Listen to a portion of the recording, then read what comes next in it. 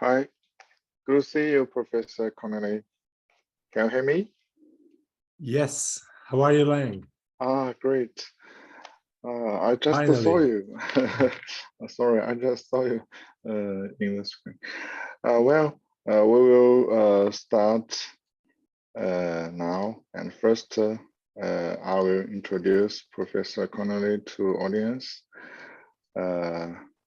Professor Connolly is a professor of ancient philosophy in the Department of Philosophy at the University of Brasilia.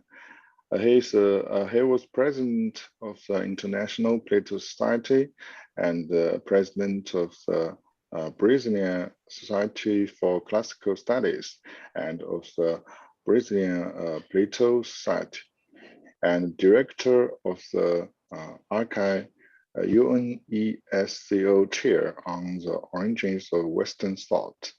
He is also editor of the Aristotelica Journal, the Archive Journal, the Atlantis Journal, and the Plato Journal. He is currently editing 4 monograph series, Brill's Plato Studies series, Archive and Cátedra and Philosophia and Tradicos. And he published a lot of books, including the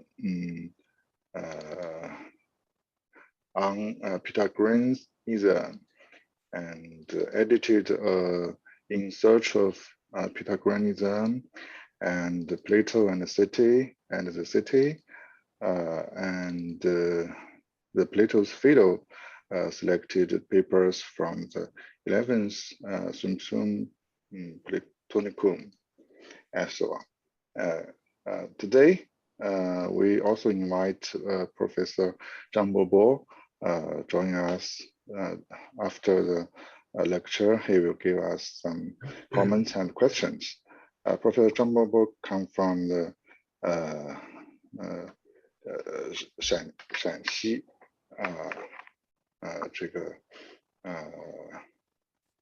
陕西是陕西师范大学山西 Normal University. And now, first, Professor Connolly could start the lecture, and then we'll give some comments and questions. Professor? Yes. First of all, I must be very grateful to my colleague, Professor Liang Zonge, for this exciting invitation to deliver a paper in the prestigious Institute of Western Classical Philosophy. Thank you very much, Liang. I'm sorry about my, you can probably sense that I got a bad cold recently, not COVID, thanks. But sorry. My voice is a bit low. I hope I will be understandable. It's okay. Thanks. I'm sorry to hear that. Yeah. Thanks also to Zhang Wenming for arranging all the details of this meeting. You may have a Chinese translation of this paper in your hands, and it has been kindly provided to all of you in the Zoom chat here, and handout with the original Greek and English translation of the sources that I'm going to comment. So let's press on. I have been recently in the Amazon jungle, and while I was finding my way through the rainforest, I happened to remember Barker's note in the incipit of his very good paper on the Philebus, published in an Aperon journal. This is what Barker said about the paper. So Philebus 16c 17a is generally reckoned to be one of the most impenetrable parts of the Platonic jungle. From time to time, intrepid investigators load their backpacks with the very latest on philological and hermeneutics equipments, together with selected remnants of the scholarly gadgetry of early generation, and set off to explore it. Many return babbling in unfathomable tongues. I will try to follow Barker's advice on how to travel as well of his hope. I shall be traveling light. It remains to be seen whether I survive the trip or not. Said so, I don't believe, as many did, and still do, I must say, that Philebus must be regarded as a complex dialogue, not to say strange. I would like to refer a very good paper from my friend Muniz and Rodenbusch. They were very successful, in my view, in proving that the word games and internal reminiscences in the dialogue seem actually to point to a very well executed piece of art. Of course, this at least I am ready to concede, it is a fairly complex piece of art. Already Grote bitterly complained about the complexity. Plato's attempt to discuss ontology and ethics in one and the same piece of reasoning, instead of elucidating both, only served to darken both. On the contrary, I believe that this way of doing philosophy is probably the most Platonic one can find. Plato always combines methodological references with metaphysical statements and ethical assessment. If ever dialogue has sought to intertwine ethics and metaphysics, methodology and philosophy, human and divine life, this is the Philebus, says my friend Migliore. Anyway, we can all agree that Philebus is absolutely central to the reconstruction of Platonic thought itself and its supposed development, in the sense that, as Berti very well argued, it represents, so to speak, Plato-less words. This is very important, Plato-less words that came directly to us about that dialectic which constitutes the very essence of his philosophy. I hope I persuaded you that this hiking through the forest is definitely worth a try. If I may, I would like to be allowed to press on a little bit to the point that it could be possible to argue for a quite relevant place for the Philebus in the entire history of ancient philosophy. Berti gives a specific reason for that. Philebus is certainly one of the most important works of the whole ancient philosophy, not only for the contribution it offers to the understanding of Plato's thought, but also for the continuity it allows to establish with pre-Platonic and post-Platonic thought. On this route of continuity, since quite a long time right now, almost 2 decades, I am myself trying to comprehend possible methodological paths which allow to think about the relationship between Pythagoreanism and Platonism. Plato and Pythagorean philosophy constitutes, in fact, a central pivot for any historiography of ancient philosophy. So what I intend to do here is to develop another piece of this historical methodological puzzle of the sources of Plato's thought. The inspiration for this paper came from Damascius of Damascus, the last Diadokos, the last president of the School of Athens. In a note, he spoke of what is derived from the limited and unlimited, as Plato says in the Philebus and Philolaus in the books of nature. This is the De Principiis. So the Philebus and the Pythagorean Philolaus on limited and unlimited. This is the suggestion that I receive and that I want to go through within the Platonic steps. One last introductory remark, if I may. I believe all the effort in order to see to what extent Platon Pythagorizein, Plato Pythagorizes, quoting here the famous adage from Eusebius of Caesarea, makes all sense also, or maybe especially, in this very dialogue, the Philebus. We are at the very core of Plato's philosophy here. If we can agree with Burnet and Taylor, as Burnet says, Philebus' subject matter, the application of Pythagorean categories to problems of conduct, is precisely that which Plato represents as having always been Socrates' chief interest. So let's enter the florist of the Philebus. The dialogue started right in the middle of an ongoing debate. Socrates, as you all know, is disputing if pleasure or intelligence are the good. It is agreed from the beginning that Protarchus, on behalf of a fairly uncooperative Philebus, will be in charge of defending the claim of pleasure. Then Socrates will be making the case for intelligence. But the debate moved almost immediately into a general discussion on one and many, followed by a lengthy digression on dialectics and its method. The first of the patches is framing the constitution of things in terms of limit and unlimited. I'm sorry, I consider the Philebus first pages extremely significant, mostly because they make you glimpse Plato ontology in its formative moment. We can see here at play the epistemology of dialectics as a method and as a corollary of an inherent ontology. But I will dedicate my talk to the further section of the dialogue, pages 16c to 23c. These pages will reveal that Aristotle, in the end, was right to highlight the influence Pythagorean theories had on Plato. These pages show the extent to which Plato regarded his effort to understand the first principle as a continuation of Pythagoreanism, as Aristotle also later pointed out in the famous page of Metaphysics Alpha, a critical crossroad for both pre-Socratics and Plato studies. At the same time, the Pythagorean tradition, which I will argue in this paper, Plato preserved with some accuracy, is a starting point for his own theoretical project, especially with his search for a solution to the problem of the unity and multiplicity of existing things. What I'm trying to do here is a kind of archaeology of this specific Platonic problem, a problem developed in these Philebus pages in a fairly original fashion, showing both ontological and epistemological features.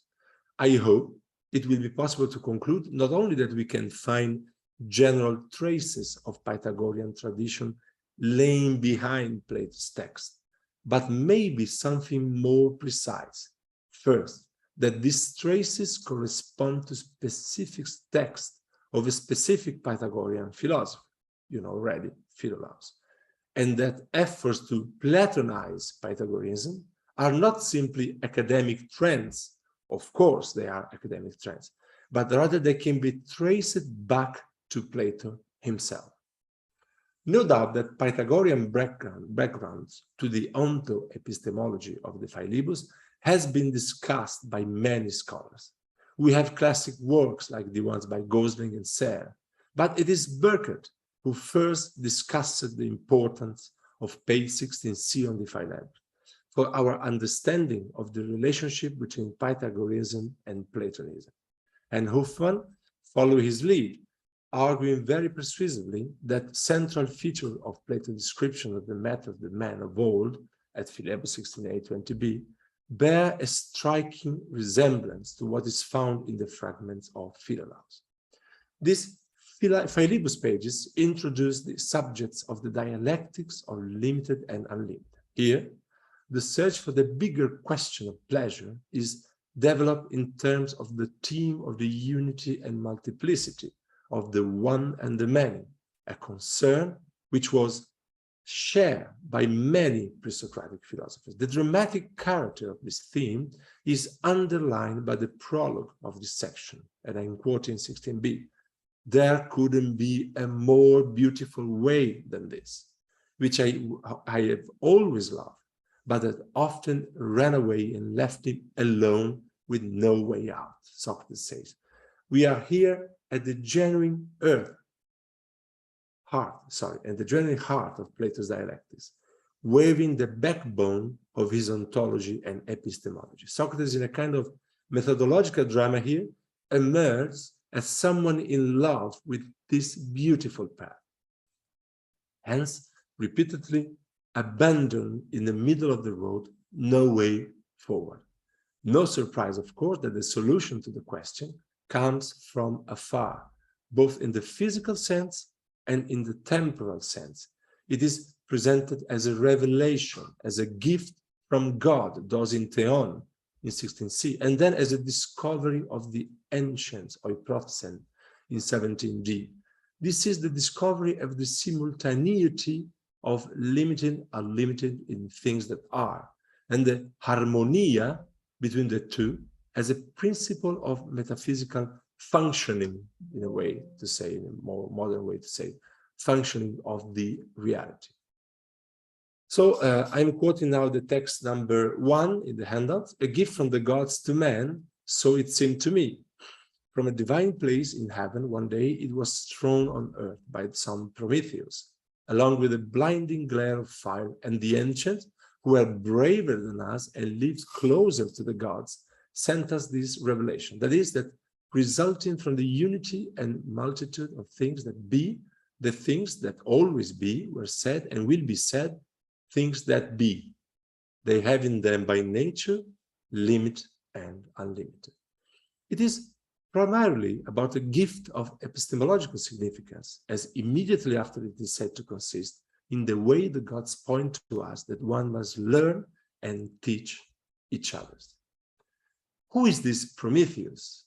What can be said about these ancients that sent us the revelation, and why limited and unlimited are so crucially relevant to deserve to be the object of the revelation itself? My aim here is to answer this question by taking a peek at a few Philolaus fragments. But first, a quick note. We don't have time to discuss the authenticity of Philolaus' book. And I will skip this time because we really don't have time. Thus begins the Philolaus book. It is text number 2 in the handouts. The work on nature began with the following statement. Nature in the ordering of the world resulted from the agreement of unlimited and limited things, and so the entire cosmos and all things that are in it. It's the introduction of the term apera and peiranonta, what particularly draws our attention here. In a search for definition that physis ento cosmos, of a rationality internal to the nature, which we could take to be synonymous with the pre-Socratic arche concept, Philolaus does not claim, as Aristotle's got us all used to believe, that all is number, but rather that there is an agreement of unlimited and limited things. There is a terminological detail, I will say, that deserves to be highlighted here. Philolaus does not use the term unlimited, limited, but always only the plural, apera kai peiranonta. A more philologically faithful and philosophically fruitful translation will be unlimited and limited things, the latter being the present participle of the verb peiraino. On the other hand, in Plato's Philebus, but also in Aristotle's Metaphysics, the terms are thought and used in the singular. The name peras for limit, or the passive participle of the verb peiraino, peperas menon, for limited, and the neutral singular adjective apeiron, preceded by the article to apeiron, the unlimited, all of them in singular. This distinction in quantity could indicate that Philolaus will not understand this principle as metaphysical in the way they will be understood by Plato and then Aristotle. And it is exactly for this reason that they prefer to use the singular. This is probably confirmed by Philolaus fragment 2, which, using the same terminology of the agreement of unlimited and limited things in fragment 1, spells out more clearly what should be the reach of his theory. Of Philolaus, text number 3 in the handout, of Philolaus on the arrangement of the world, necessarily the things that be must be all or unlimited or limited, or unlimited or limited at the same time. Limiting only, however, or only unlimited, they could not be. Whereas they show clearly things are neither all limited nor all unlimited, of course. Therefore, that from the agreement between limited and unlimited resulted both the arrangement of the world and how things are in it. It is shown by the fact that things that derive from limited things limit, and those derived from the limited and unlimited ones do or not do not limit, and those who derive from the unlimited ones seem unlimited. Be aware of this kind of confusing text, because we are going to comment this kind of strange way of explaining these unlimited things. So fragment 2 leaves no doubt that Philolaus' limited and unlimited things are attributes of reality itself, not abstract principles which are separated from the world. This is why the fragment describes the limited and unlimited as evident, that is, as manifest in the world. Philolaus insists on this 4 times in this fragment, using term semantically related to a manifest appearance. Painetai, eonta, show clearly the things they are. Delon, it is clear that from the agreement. Deloi entois ergois, it is shown by the facts. And last and fourth, phaneontai, they seem, referring to unlimited. So I have always regarded this natural evidence of the limited and unlimited things as a proof of the originality of Philolaus' fragments, in the sense that this will hardly be the outcome of a Platonization of Philolaus' thought. What matters most in that acknowledging this Philolaus' difference allow us to throw a light to the passage of the Philebus I quoted above. And we could also rethink the way I translated the adverb ae, following some of the translators and commentators. So I was translating the things that always be, were said and will be said, things that be. They have in them by nature limited and unlimited. And you can see for this translation, Stryker, for example, and Migliore. This will make the forms the subject matter of the passage.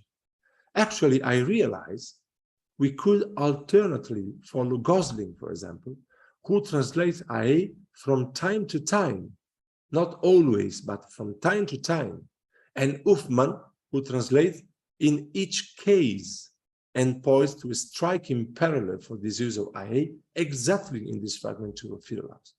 The point, I'm quoting now Uffman, is that each time we consider something as existing, we have to assume that it has limits and unlimited in it by nature. So in this case, I would shift from being to saying, and will not be imply we are already fully immersed in the theory of the eternal forms in this line of the dialogue. Gosling is right to emphasize that it would be strange to attribute to Pythagoras a doctrine about form if he is the Prometheus. At the same time, it would be probably seen quite odd to assign a theory of the forms to oipalaioi, the ancients. The fact is that Philolaus looks really not willing to work with the idea of separation of abstract principle from the sensible world, as we saw from the first fragments. And Plato could be simply acknowledge this in 16c, 910, without jumping to the forms in the middle of the description of this ancient method. So I would suggest that this would be a more coherent move from him, at least. The plurality of and naturalness of the unlimited limited things, in the sense of them being attributes of physis understood as real nature, are also confirmed by the fact that Philolaus refuses to define or enumerate exactly what realities are limiting and unlimited. That is, to give a list of limiting principle and unlimited principle, such as water, fire, and so on. In fact, the first part of fragment 6, he says the following, and it's text number 4 in the handout. On nature and harmony, things are like this. The being of things, which is eternal, and the very nature requires a divine knowledge, not human. Moreover, it would be impossible for any of the things that be were not known to us if there had not been a groundwork, the being of reality, as a groundwork, the being of realities that form the ordered world, that is, the limited and unlimited ones. This is far from merely an example of the epistemic modesty that is customary in archaic thought regarding Kant, things like that. Here, the reference to the divine similarly quite abundant in the above-mentioned pages of the Philebus, present itself as an anti-ionic statement. The definition of the ultimate reality is so beyond the capabilities of human knowledge that it would be more appropriate to content oneself to establish that all reality must have arisen in some way out of the limited and unlimited, rather than to awkwardly image water of air to be archaic, as the Ionians did. If anything is knowable, it is the physical world, the reality of visible things. And let me just say briefly that it is probably for this reason that Aristotle said that Pythagorean philosophy offer a better explanation to the physical entities, although the principle developed by them lend themselves more to the super-sensible level. The path, the method of Philolaus is certainly unique, even within the pre-Socratic philosophy. On the other hand, he does not express the monistic position, since being results from a plurality of the unlimited and limited things. On the other hand, the epistemological skepticism of fragment 6 is somehow, because this is fragment 6, is just skepticism, is somehow moderated by the possibility of knowing at least two things: that everything in the world is made up of a plurality, and that this plurality is held together, tuned by harmonia. It is precisely the harmonia, the tuning, the armochte between the limited and unlimited that helps explain the coming to be of everything. And of course, we find the very same concern with the possibility of grasping some knowledge of the plurality between limited and unlimited in the next page of the Philebus, 16d. And it is text number 5 in the handout. Since this is the structure of things, this same idea of the structure of things come here, we have to assume that there is in each case always one form for every one of them. And we must search for it, as we will indeed find it here. And once we have grasped it, we must look for two. And the case will have it, or if not, for 3 or some other number.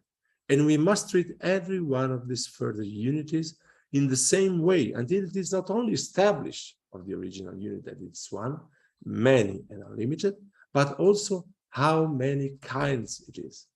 For we must not grant the form of the unlimited to the plurality before we know the exact number of every plurality that lies between the unlimited and the one. And I will skip the last part of this translation by Dorothea Frege. Socrates' dialectikos method is all about finding the exact number within the plurality that is the very structure, the akekosmenon of the reality. I am sure you all are probably already expecting my following move. Yes, we can find in Philolaus a similar role for number in their relationship with the limited and unlimited. It is precisely fragment 4, the one that indicates the role of number in his philosophy. It is text number 6 in the handout. And really, all things that are known have numbers. This is not possible that something is thought or known without numbers. Given that the Greeks understood arithmoi as an order plurality, the expression arithmone conti, have numbers, should be understood in the sense that reality consists of an order plurality. All things have numbers means in practice, all things are basically numbers. The second part of the fragment leaves no doubt what role should be assigned to number. Their function is precisely epistemological. Thanks to the fact that reality has a number, it is liable to a numeric description and can be known.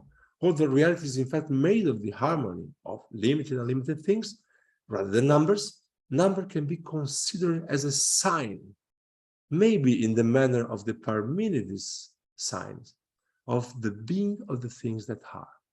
that are. In fact, Philolaus fragment 5 uses the verb semaino, the same verb used by Parmenides, by the way, to describe how realities expresses number.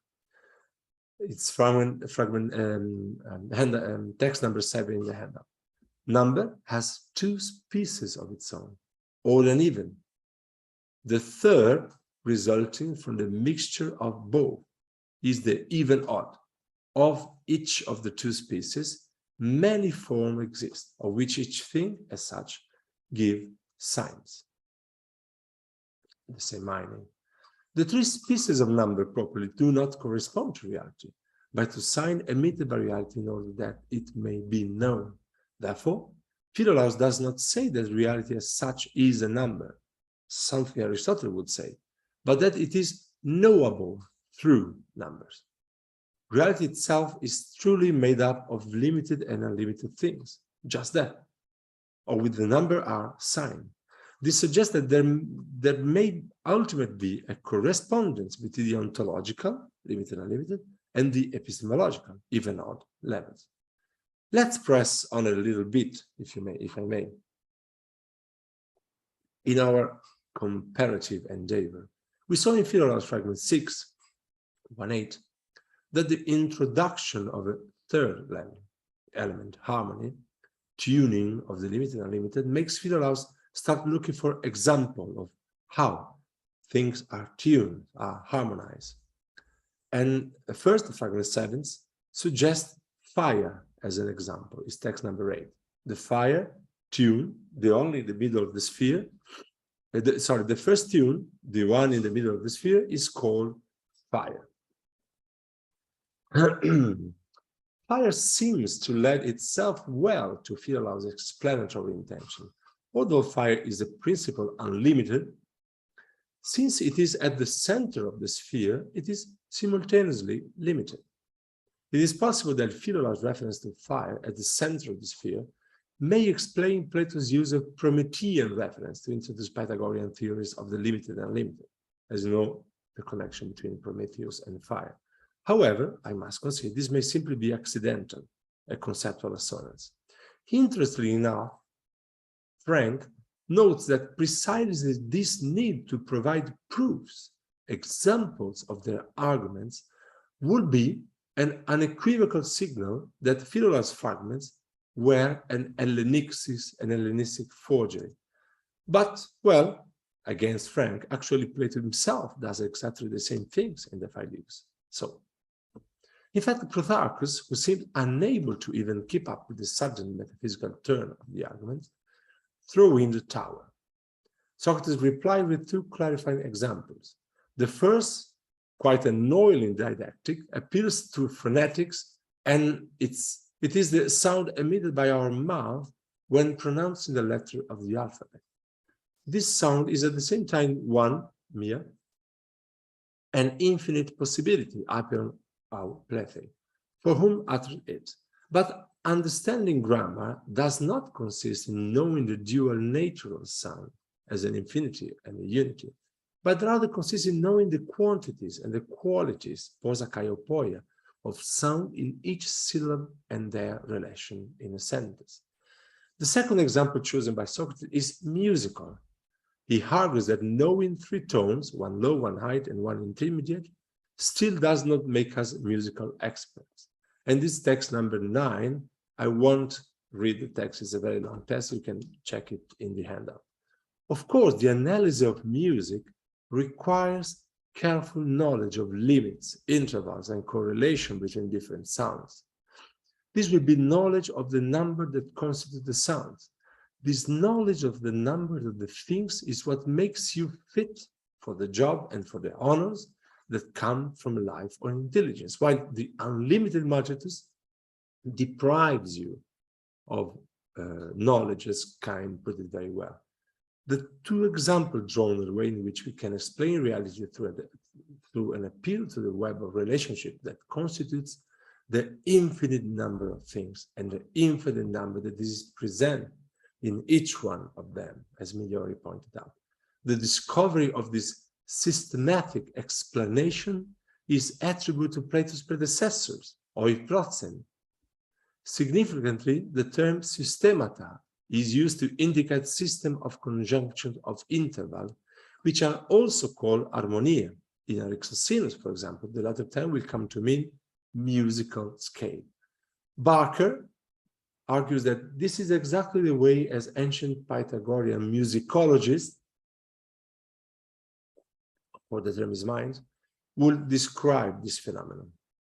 And I'm quoting Barker here. The organization of pitches with a framework to form a genuinely musical harmonia will specify a sharply determined set of relative values, and everything that lies between the term of this relationship will indeed be apeiron, external, and irrelevant to the musical domain, and brought into no mathematical connection with the elements of the privileged pattern. In fact, the most interesting relation between the Philebus and Philolaus lies exactly in their discussion of the musical scale. Philolaus, as we saw from the fragment 7 on the central file, is also looking for example. He too, as Socrates, finds especially clarifying to refer to music. In the second part of fragment 6, he defined the musical scale as magnitude of agreement, harmonia megathos, in a Pythagorean diatonic scale. And we know that Timaeus also in 36, 35b also assumes a Pythagorean diatonic scale. So I'm here now in text number 10, and I will skip the text also. I won't read it, but you can have the text there. The imagine here of limited and unlimited, as in music theory, and the example that Plato uses in the Philebus, is that of a musical string, continuous and unlimited, and which specified intervals are defined and delimited. Harmony, the agreement, should never be confused with the limiting factor itself. The agreement works through the number, but the number and the agreement are not replaced by the limited. On this note, it is definitely worth it to pay attention to a special feature we find in fragment 2, I quoted above. You remember I said, pay attention to this rhythm of the fragment is quite significant. The litany of limited, unlimited things closely resemble an incantation. This is certainly a sign of the deep root of Philo-like texts in the sphere of pre-Socratic philosophical production. The expression of thoughts here is highly performative. It is as if the repetition of the harmony between limited and unlimited things itself echoes the sound of the same harmony. The fragment, in a way, asks us to hear its own rhythms and sounds, revealing a certain kind of word structure to be manifest in the very words of the fragment. As we will see, this reference to rhythm and sound is not by chance. I find the evidence arising from the comparison between Philolaus fragments and Philebus pages quite compelling. Benitez, however, seeks to deny the connection between the method in the Philebus and any Pythagorean source, recalling that the concept of apeiron and peras were widely used in pre-Socratic philosophy in general and not only in Pythagoreanism. They were used, in fact, but unlike the Pythagoreans, the other pre-Socratics generally give priority to one of these concepts, to the detriment of the other, which makes the reference to Pythagoreanism in this passage much more plausible, as De Cominet, for example, said. Here, as well as in Plato's Philebus, the duality is non-reducible, and that's the originality of this Philolaus fragment. I understand we are not facing the Philebus a generic and vague reference to some oikalumenoi, so-called Pythagoreans, but something much more precise than that. It's not only just the concepts of limited and unlimited that Plato is borrowing from Philolaus, but an entire approach to explaining reality, as Hoffman pointed out very well. In fact, the first crucial feature of the method, as Plato goes on to describe it, is that it is not enough for someone to recognize that each thing has a one and a many, a limit and an unlimited in it, but that philosophical argument, as opposed to sophistic argument, requires us to see the complete number of each thing between the indeterminate and the one. So as we saw from Philolaus fragments, this is exactly his own point. The Philolaus point is exactly the Plato point. Of course, Plato starts from it to pursue his own path, far away from a normal pre-Socratic physiologist approach, has seemed to emerge from Philolaus fragment. The first crucial feature of the path, of the method, we could say, the double Pythagorean concept, limited and unlimited, allows Plato to build up a quite solid ontological foundation for his own double concept of one many. In the sense that, as Migliori correctly pointed out, it is the action of limited and unlimited that enable reality to be one and manifold. This hence being a strong statement about the reality of things that are, and an originally Platonic one. Plato methodology and its deliberate use of dual principles aims to draw a contrast with a problematic heuristic method. Certain wide men of today, oi denunton anthropoisophoi, the syntactical construction of the expression leaves no doubt about the irony of this identification, merely place one at random, immediately passing to the infinite, and escaping contemporary from the intermediate reality. Socrates, on the other hand, carefully follows a path, hodos, the method of dialectic, which will correctly solve the problem of the relations of the unity with the infinite, as well as grant a solution to the greater problem of determining the place of pleasure in good life. This method allows Plato to draw an analogy between the goodness of a life of many mixed goods and the ontological structure of reality as a mix of peras and aperon.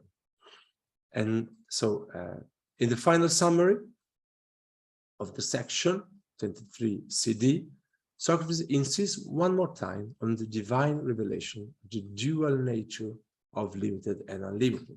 So text number 11 in the handout, let us take some of the subjects of our present discussion, says Socrates. And Plutarch said, what subjects? We said that God revealed somehow the presence of the unlimited and the limited in things that be. Did we not? Yeah.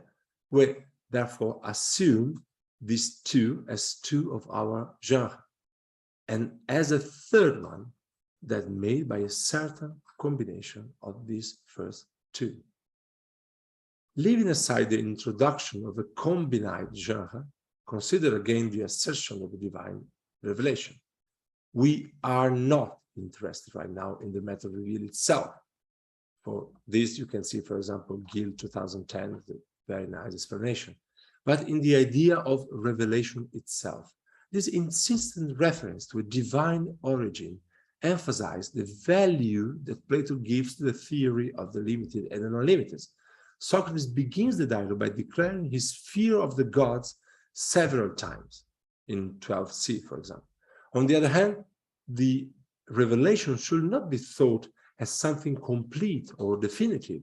To assume that revelations are absolutely true would suggest a Platonic influence on the dogmatic reading of the Jewish, Christian, Islamic metrics, that is, the so-called religion of the book.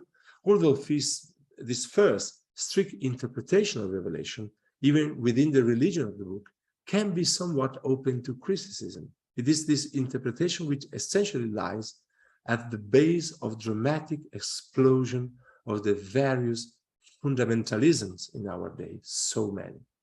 A revelation, on the contrary, could be understood like something of noble origin, which must be continued as a commitment to follow through in the future with something given, rather than being something static or dogmatic.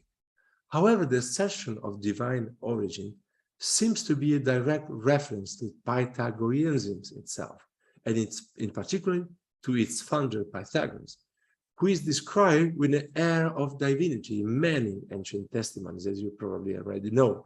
Among them, one Aristotelian testimonial described the secret Pythagorean classification of living beings. I am quoting here fragment 122 rows. Of living beings endowed with reason, one is God, the other is man, The third has the nature of Pythagoras, a semi-divine nature. The same is true of Aristoxenus, who states that Pythagoras derived the greater part of his ethical doctrines, Ethica Dogmata, from the priestess Themistocles of Delphi. These latter fragments imply that Prometheus represents then Pythagoras and his tradition. See also a further reference to the gift from gods, the Dokenaithon, in Philebus 20b. And I think I don't have the passage here in the handout, but I have it in the text. I can see. At least there is no longer anything terrible in store for poor me, since you say this away. For the close, if you're willing, takes away all the further apprehension. In addition, some memory has come to my mind that one of the gods seems to have sent me to help us. How is that about? It is a doctrine that once upon a time I heard in a dream, or perhaps I was awake, that I remember now concerning pleasure and knowledge, that neither of the two is the good, and that there is some third thing which is different from and superior to one of them.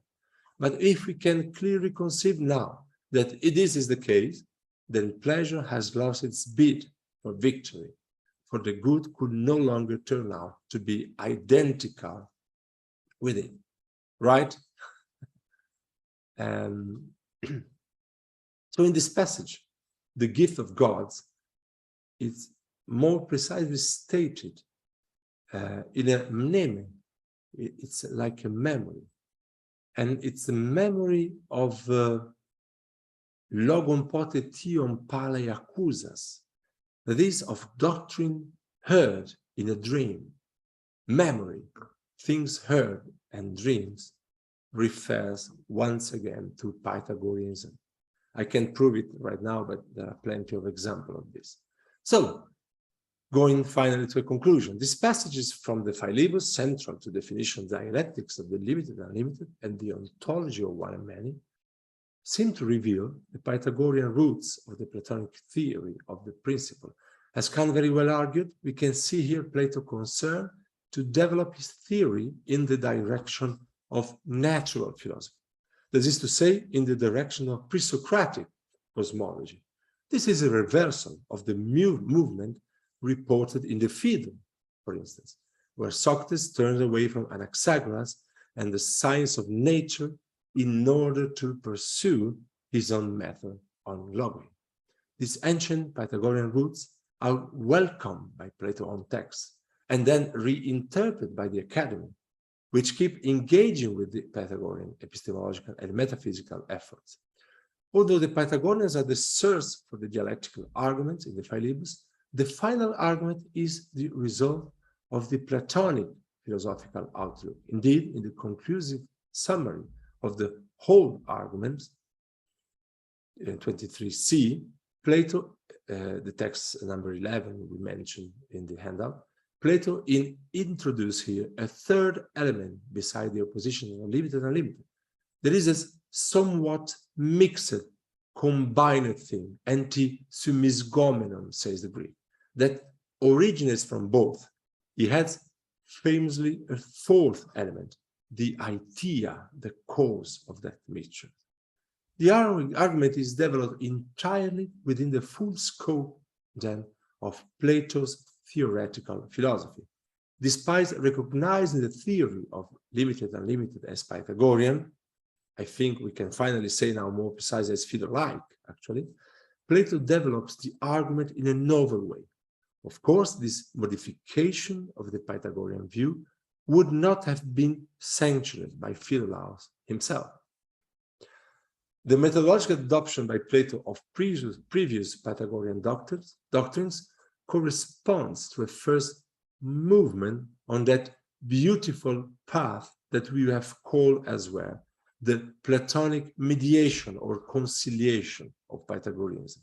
In the Philebus, Plato begins with the unlimited, thought by the Pythagoreans to be a spatial and numerical plurality, and transforms it into an indefinite quantity, opening the door to the theory of the form and its indefinite diet. But that's, of course, it's another history, which perhaps we should tell another time. Thank you very much. Thank you. Thank you very much. And now we will invite Professor Zhang Bobo from Shanxi Normal University to give some comments and questions, and then open to other audience. Bobo, please. First, thank you, Professor Kanali. Thank you for your excellent talk and also the paper. I read it carefully, but I very appreciate that you have provided so many a lot of reading material about the background of the Philippines. I just have one question. I agree. I acknowledge that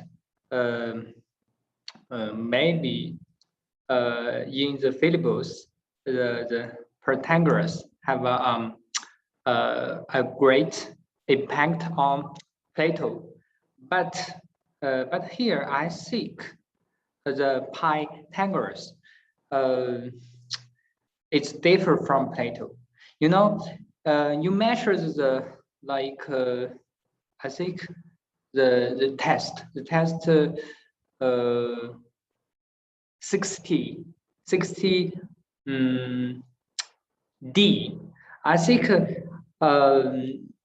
usually like the Prometheus here is generally identified as a Pythagoras. Yeah, also I admit this point, but I think the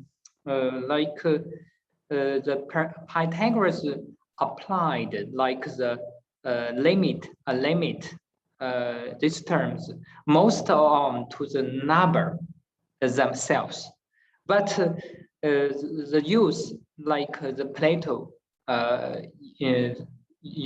intended to make of them pair in his dialect method of collection and division. I think is quite different. So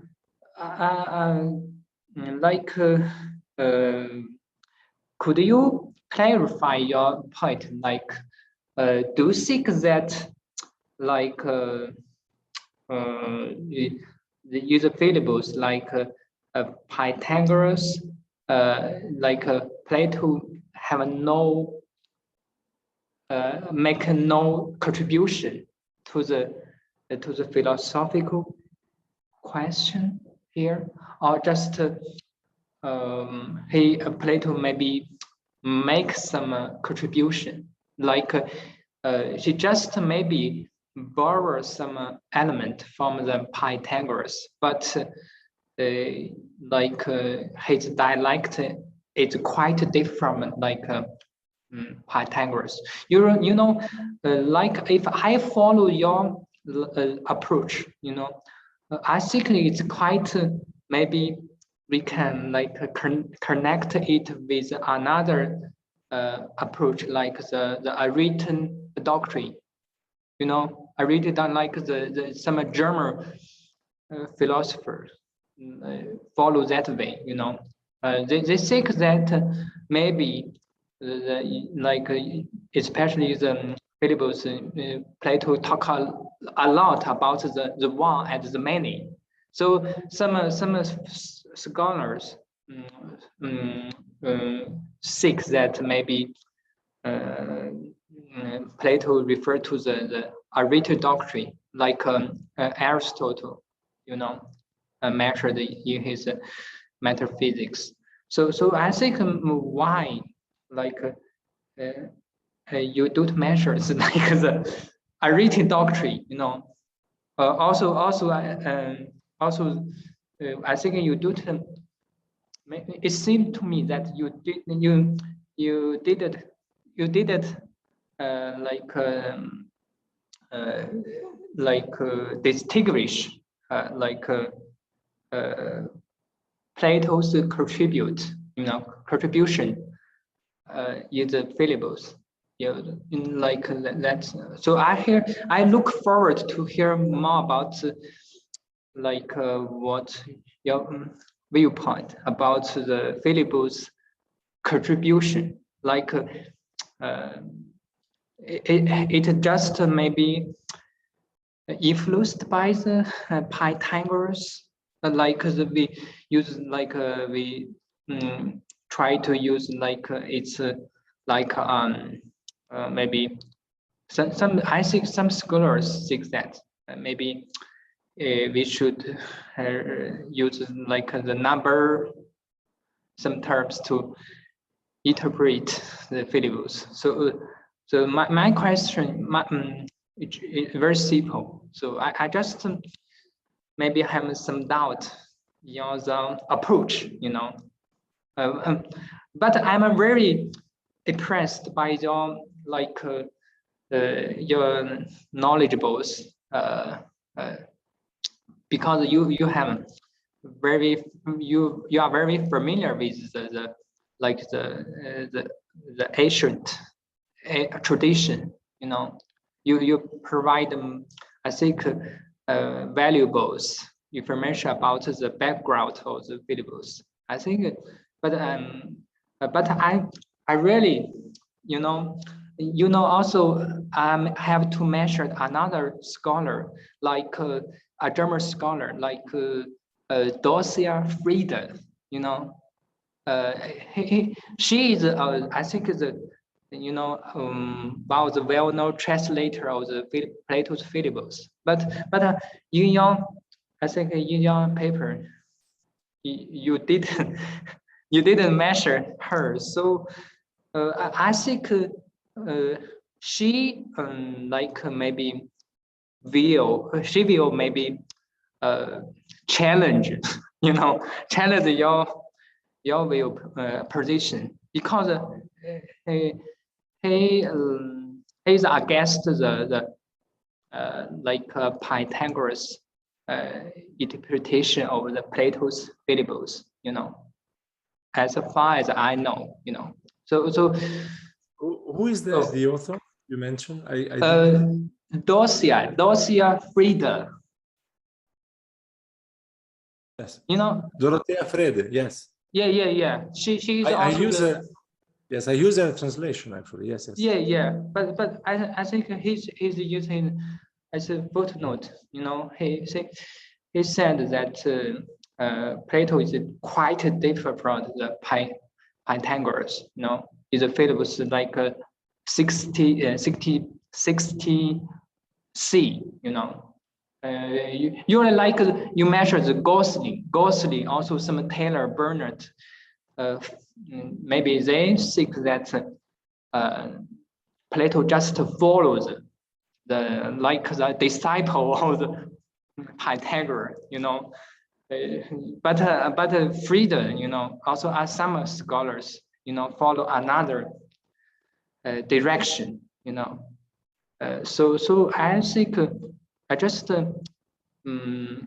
look forward, to hear you about your explanation, also some clarifying. Yeah. Well, first of all, thank you, Zhang Bobo, for these amazing remarks. I can see that you really read the paper and you're questioning the core idea of the paper, which is very good because we can discuss this in the most interesting way, I would say. So you probably notice, and you all probably noticed, that I had kind of two simultaneous agenda in this paper. So the first one was to try to engage in a debate, an ongoing debate in the scholarship at what point we can see Plato really deriving theories, concepts, and methods from the Pythagoreans. This is, of course, what I call an archaeology of the Philebus, in a way, on this. So this is was my first agenda. And it was really kind of a simple thing to do, in a way, because you can see, actually, studying Philolaus, especially Philolaus, that you can see Plato really engaging. Plato must really have in his own hands the books of Philolaus. Do you remember this tradition from Diogenes Laertius saying that Plato bought the 3 books from Philolaus? And so there's this kind of idea that Plato had these books, these texts, in his desk. And I was kind of trying to show that they are really there. So the method, the concepts, the same words, sometimes the Greek words, are really mirrored in Plato text. Okay, this is the first agenda. The second agenda was trying to show something that we are not really used to, and I was really preparing my seminar of my CHI UNESCO chair for this Wednesday, and the seminar will be on the Plato and the pre-Socratics. And the same thing has been argued, for example, on how Plato is using Heraclitus flux, the permanent flux of things. No? So in a way, it's like that we all agreed at some point that Plato leaves all the cosmological and natural philosophy of the pre-Socratics, and it is only interested, like Socrates told us that Socrates was interested in the ethical things. You know, like philosophy changed with Socrates and should have been changed with Plato. But actually, the Philebus shows a great length. And Philebus is not one of the first, it's probably one of the last dialogues. So Plato gives a great lens of reflection, of study on the natural things. It is called metaphysics, it is called ontology, but it is also a cosmological approach, I would say. And so this is the second agenda I was trying to push in a way in this paper, showing that Plato is still very concerned on how to explain how the things are in the world, the ontological problem.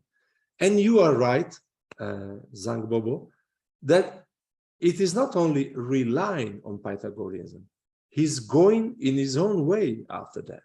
So, for example, at the end of the conclusion, I mentioned you have the limited and unlimited borrowed from Philolaus. But then Plato says, okay, this is not enough because I am not a materialist. I don't think that materialist solution from the pre-Socratic is okay, as Socrates probably did. So he had to add the summisgomenon, somewhat mixed, and the idea, the cause. So this is 100% Plato.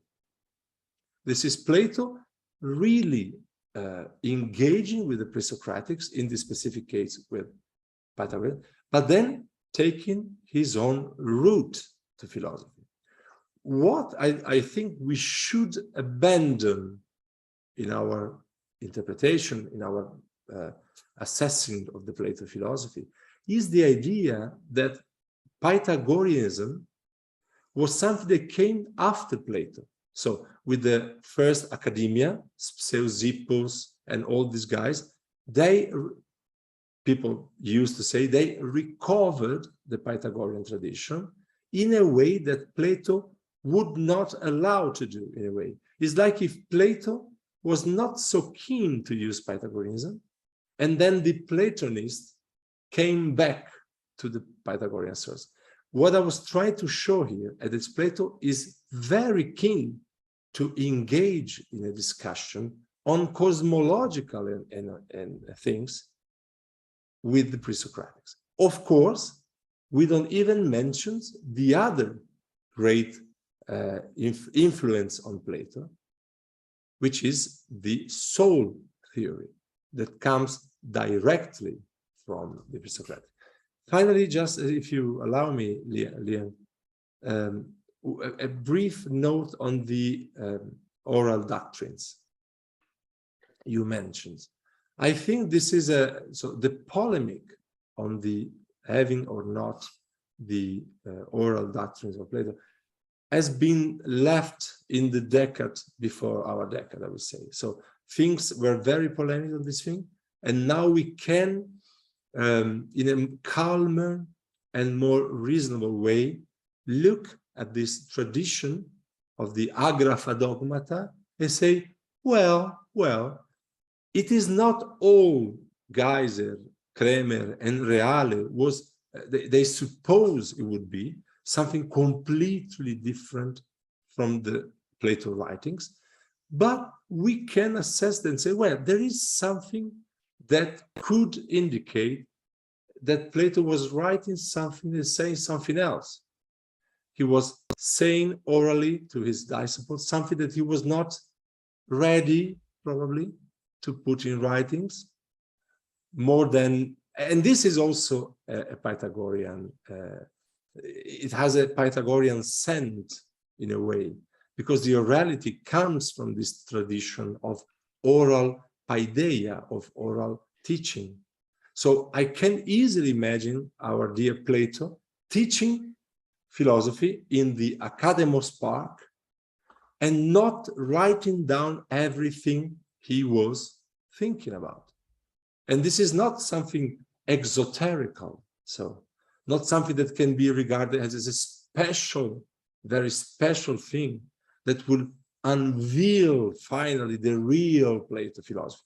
The real Plato philosophy, it is, I think, in the writings, and it is probably also in the oral tradition. And we have a few testimonies that says that the oral tradition said something that was not completely in the writing. So I think we can discuss it in a calmer and more fruitful way, I would say. Thank you very much for your talk. Thank you. Thank you. Thank you for your clarification. Yeah. And now, any other questions? Please put your hand or just ask question. Or write your question in our dialog bar.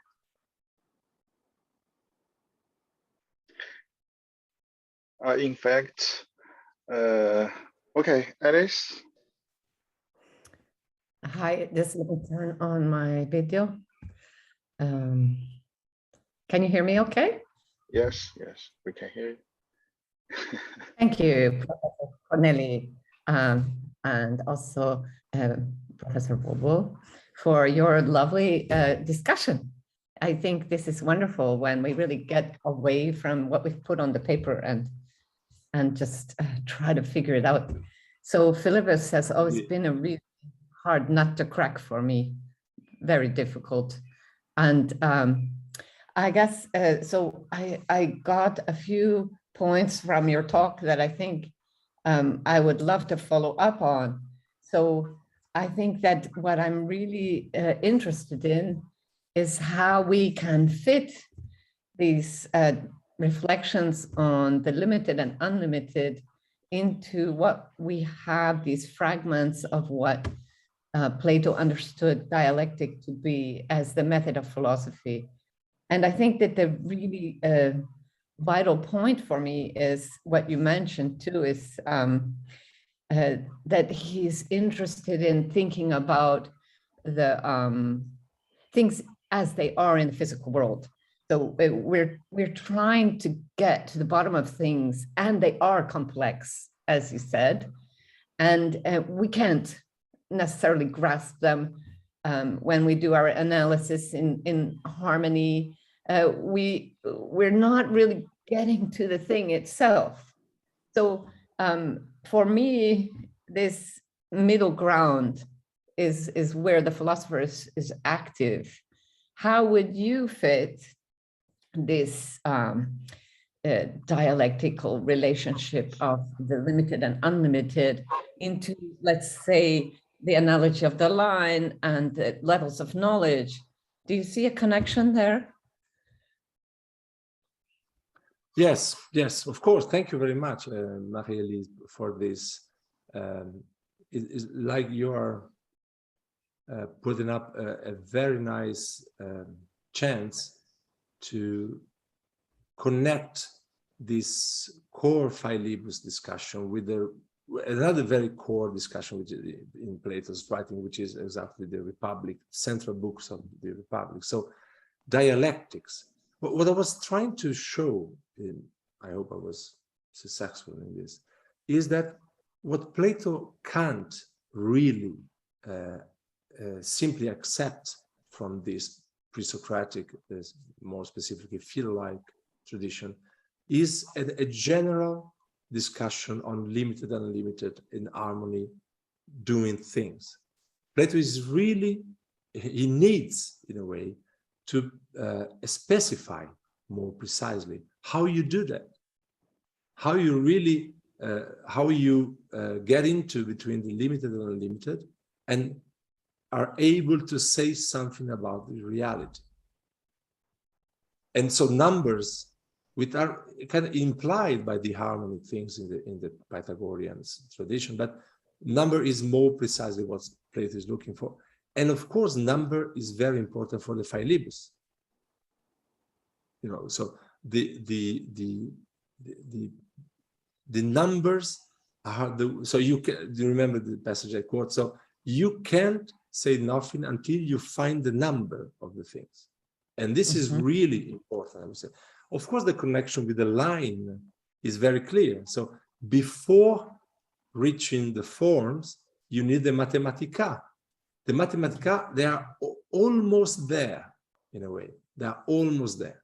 So I think that I agree with you that Plato is using these number things, these Mathematicae, because he needs to find inside of the word. And that's the problem of the famous Metaphysics Alpha passage, I think. So when Plato finds in the pre-Socratic tradition the number being inside of the sensible, and he can't really find number inside of the sensible.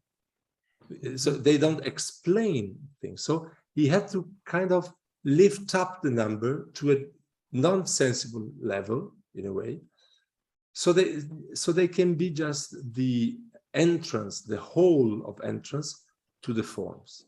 So it's a very precise and very elegant move, I believe Plato is doing here.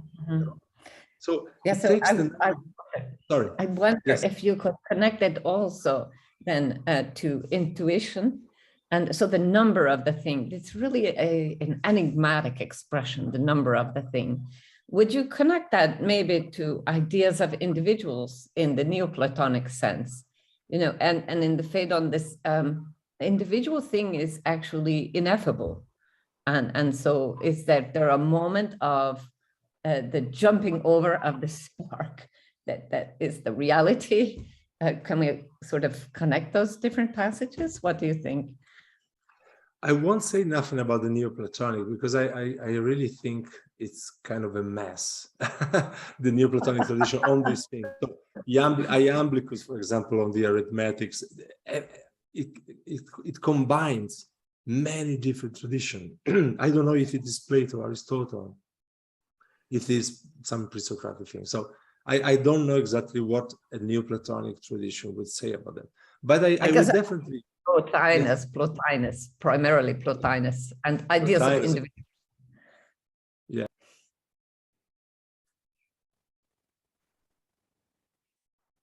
I think we lost your audio.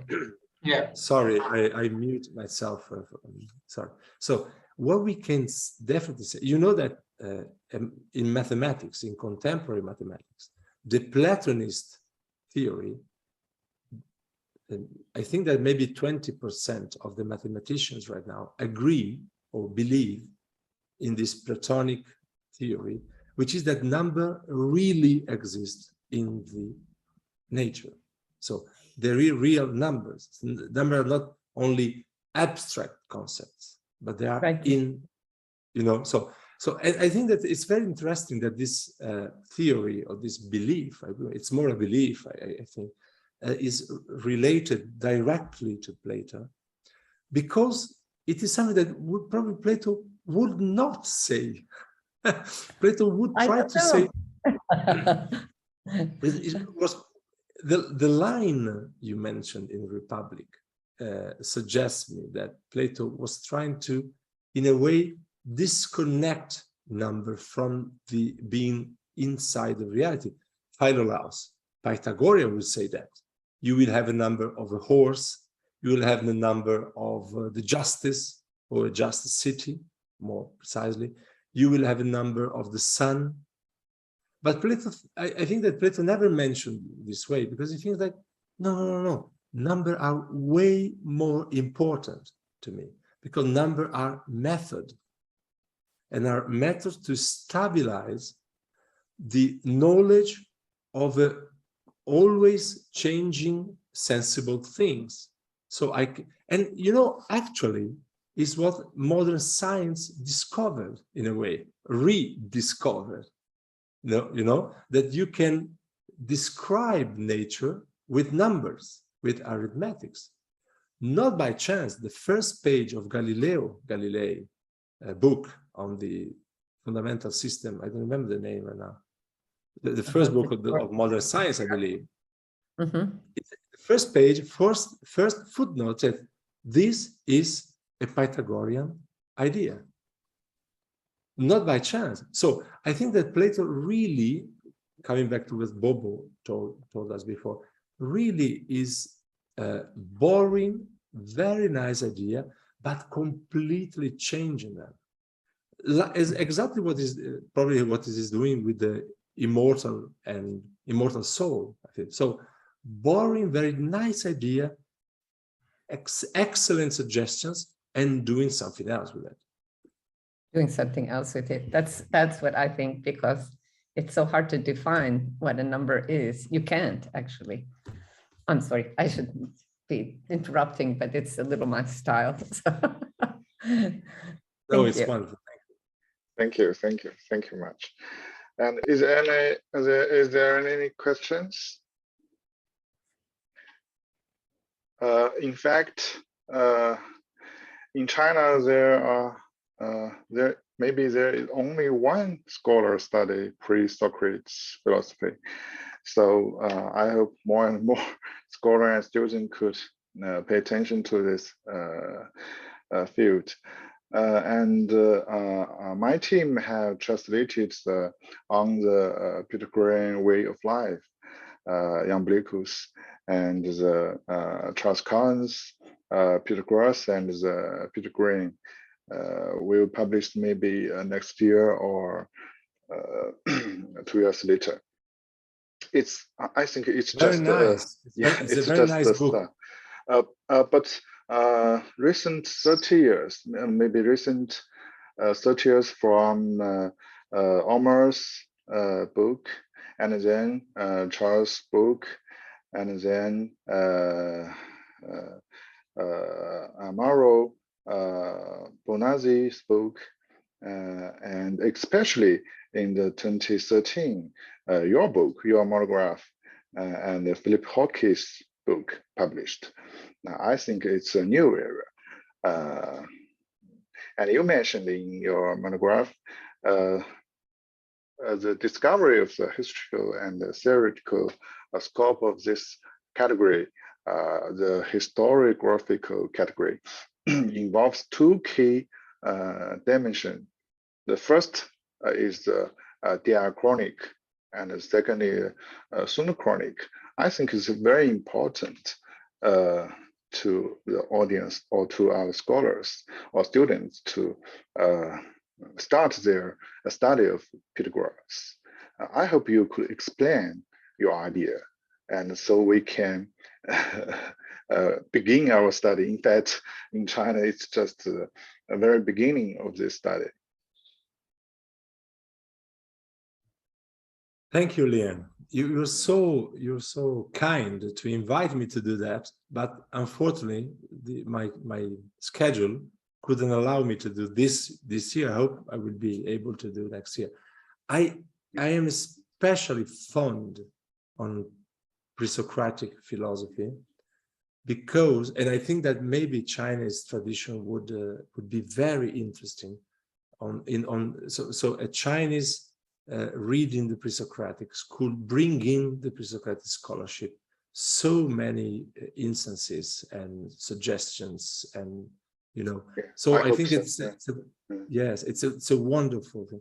What I think that it's really necessary when you do exactly this job of commenting, translating pre-Socratics, and this was the purpose of my monograph you very kindly mentioned, is to try to understand that what you have to do first of all is not jump into the fragments immediately and translate as if this fragment were ipsissima verba, they used to say the Latins, the words themselves spoken by Heraclitus or by Thales of Miletus, because of course they weren't. So there is a long historiographical tradition that lent us, gave us as a present these small fragments. And this tradition is really, really important. And so like we have to clean in a way, and at the end it's impossible to do the final clean, but we have to try to understand who is saying that, for example, Pythagoras said that, who is saying that Anaximandros said that. And this work of being synchronic and asynchronics, I think, is the most important thing. So the asynchrony idea you mentioned has to do with how this tradition came to us, maybe 1,000 years later than the philosopher itself. This is huge. It's a lot of time you have to consider. And the import, so this is the sources, philological sources problem. And the philosophical problem, of course, is that Plato, Aristotle, Cicero, and all the other, they were influences the way this tradition came to us. So we have to try to understand how Aristotle, in a way, made us think of the pre-Socratics as someone who was searching the arche, for example. I would try very simply say from Czerny's book, the famous Czerny book, they weren't doing Aristotle's job. This is what Aristotle wanted them to do. There was something else. So this is the asynchronic thing. And I think that the most difficult part, maybe, the most challenging part today, because it involves an erudition which is interdisciplinary. That's, I think, my point. It is the synchronic way. So put Anaximander in the 6th century before Christ, before normal times, we say in Oxford, in the West. So put Anaximander in the 6th century and study his language, his concept, comparing with what other writings you have from this time, the culture of this time, the religion of the time, So, for example, if you think about the first fragment of Anaximander, which is actually the first fragment of the history of philosophy, because Thales, in the Dioscurans collection, left us no fragments. It's a joke, of course, but just to. So the first fragment talk about the cycle of the time. You remember the Chronos thing. And I just wrote a paper for the International Association for Pre-Socratic Philosophy meeting that will be in Houston next month, exactly on this. How can we understand this Chronos in this first fragment without thinking about the God Chronos? And all this religious background on this idea of chronos being cyclical and all the things. So the synchronic thing, I think, is even more relevant because you really need to understand a lot of literature, a lot of religion, a lot of history of ancient 6th, 5th century in order to place exactly the ancient philosopher and the ancient philosophical, not yet philosophical, but still philosophical text in its own background. And that's, and thank you for your question. Yeah, thank you very much. And I think I and my students will continue reading your book and our scholars' book, especially I got to mention the Hofmann's a lot of works about Philos and Aquinas and other Pythagoreans. I think they are all very important. Thank you. And we will connect with you when we have any question. Okay, is there any questions? If no, today it's time to end our lecture. It's our honor you could accept our invitation and give us a wonderful lecture and open a new door to the study of ancient Greek philosophy. I hope the Chinese scholar and student could continue this way and meet together in other time. And we had chance, if we had chance, I hope you could come into China and get us lectures. Of course, I will love to. Yeah, and all the short course in the summer. Okay, thank you, Alice, and thank you, Bobo, Professor Bobo, and thank you all audience. Thank you. See you next time. Thank you. Bye. Bye-bye. Thank you. Bye-bye. Bye-bye. Thank you.